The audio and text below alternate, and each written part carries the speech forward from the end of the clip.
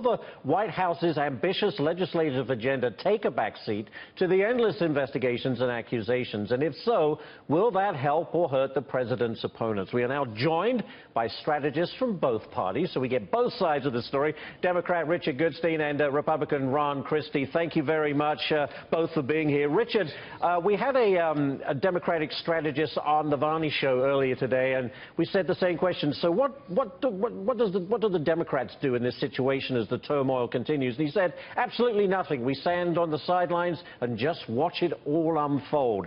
From the Democrats' perspective, what's going on in the White House? What's your take on all of this?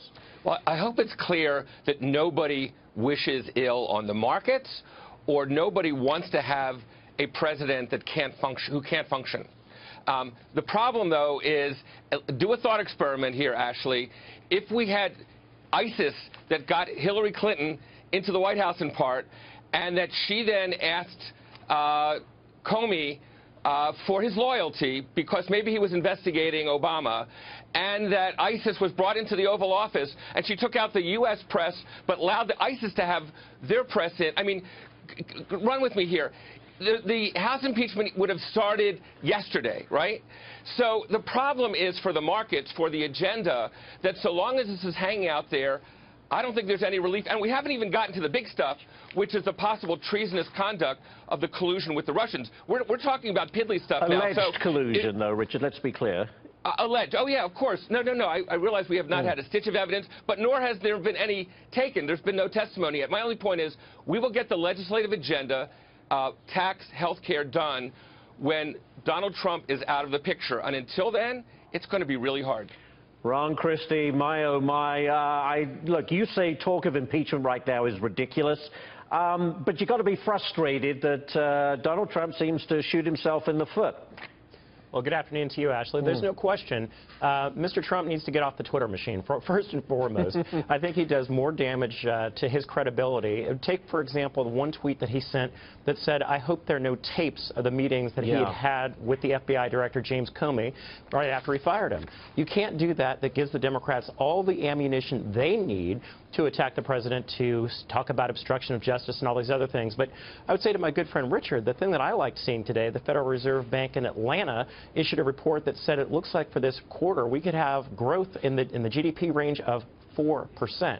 We didn't get that sort of growth in 8 years of President Obama. So all these investigations, all these clamorings by the Democrats, the market looks like it's going to do just fine. Ron, let me follow up with you. I spoke to a senator earlier, Mike Rounds, a South Dakota Republican, and he's very frustrated. He says we seem to be always getting two stories out of the White House. There's no coordination. My question to you is, what about this communications team? It seems to me the left hand doesn't seem to know what the right hand is doing, and before you know it, all of it's out in the media, and it does create a picture of chaos. Does the communications team in the White House need to get its act together, or do we need to bring a whole new team in? No, there's no question that this team needs to be recalibrated. For the 4 years I spent working for President Bush, the policy people were very well integrated with the communications people. Why? So in order to understand the policy, then of course they have to be connected with the president. The president has to have people around him, Ashley, who he trusts. My fear here is that the president believes he's a better communicator than his staff, which may or may not be true, but you need the staff in at every level, and it just doesn't seem like that level of coordination is taking place with this White House. Richard, let me get back to you and ask you, there has been some complaints among some Democrats that while, yes, they're putting up strong, I guess I should use the word resistance to President Trump, there's not much on the side for Democrats as far as new policies, new approaches to big issues. And then we saw Hillary Clinton, announcing she's going to be creating this super PAC or whatever to raise money. But it just seems very old and stale to me. Are we going to get something new from the Democratic Party?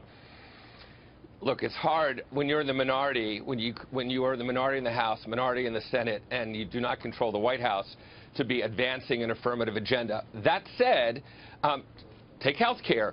Democrats agree that there needs to be some tweaking of the health care system. Nobody ever thought that the Affordable Care Act was perfect.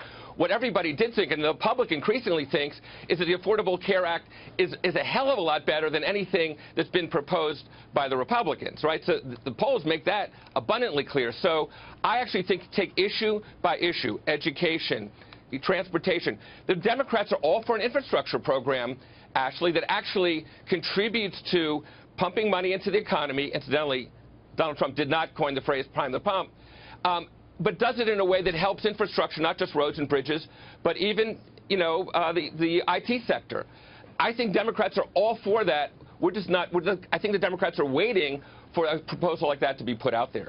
Ron, you know, the fear is, and the markets is now really expressing this fear that others have for some time, that all of this stuff going on in Washington really is preventing Donald Trump's pro-growth, pro-business policy agenda from really, you know, getting set up and passed and moved through and put in place.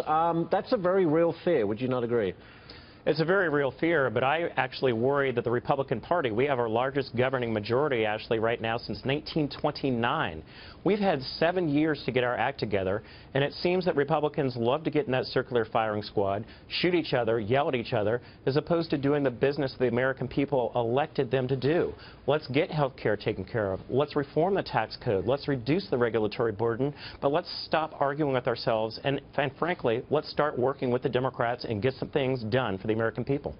Are you worried about impeachment, Ron? I know that's kind of a leading question, but it's a term that's getting kicked around more now. No, I'm not worried at all, Ashley. It takes a high crime or a misdemeanor to be committed in order for the President of the United States to be brought up under those charges. I won't even use the I word. Right. The Democrats are looking for any and everything of trying to do that. I heard a knucklehead congressman, Democrat, earlier today raise that specter. Let's let the facts lead where they may, but let's not turn this into a political circus. And I agree it's premature, but let's not forget treason. When you look at the Constitution, it's treason, high crimes and misdemeanors.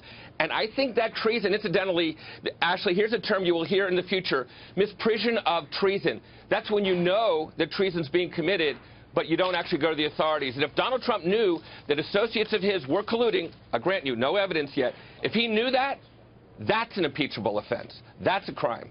All right. I guarantee you we'll hear more about that over the coming months. Oh, we're going to hear a lot more about that. Richard and Ron, thank you both very much.